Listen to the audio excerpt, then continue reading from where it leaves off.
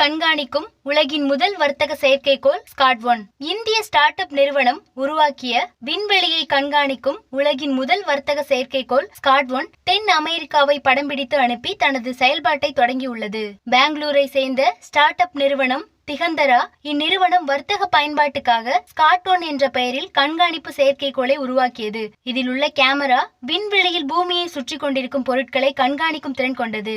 இந்த ஸ்காட் செயற்கைக்கோள் ஸ்பேஸ்எக்ஸ் நிறுவனத்தின் டிரான்ஸ்போர்ட்டர் 12 ராக்கெட் மூலம் கடந்த ஜனவரி மாதம் 14ஆம் தேதி விண்ணுக்கு அனுப்பப்பட்டது. புவியின் கீழடுக்கு சுற்றுவட்ட பாதையை கண்காணிக்கும் வகையில் இந்த செயற்கை சூரிய சுற்றுவட்ட பாதையில் வெற்றிகரமாக நிலைநிறுத்தப்பட்டது. அப்போதே இந்த நிறுவனத்தின் திட்டம் வெற்றி பெற பிரதமர் மோடி பாராட்டு தெரிவித்திருந்தார். வளர்ந்து வரும் இந்திய விண்வெளி துறையில் இது முக்கியமான பங்களிப்பு எனவும் குறிப்பிட்டிருந்தார். இந்த செயற்கைக்கோள் கடந்த சனிக்கிழமை தென் அமெரிக்காவை கடந்து சென்றபோது தனது முதல் படத்தை படம் பிடித்து அனுப்பியது.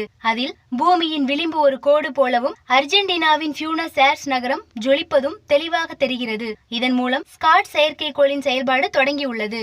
இந்த ஸ்காட் செயற்கைக்கோள் விண்வெளியில் பூமியை சுற்றி கொண்டிருக்கும் 5 சென்டிமீட்டர் அளவுள்ள சிறிய பொருட்களை கூட கண்காணிக்கும் வகையில் உருவாக்கப்பட்டுள்ளது. தற்போது விண்வெளியில் பல நாடுகளின் செயற்கைக்கோள்கள் பூமியை சுற்றி கொண்டிருக்கின்றன.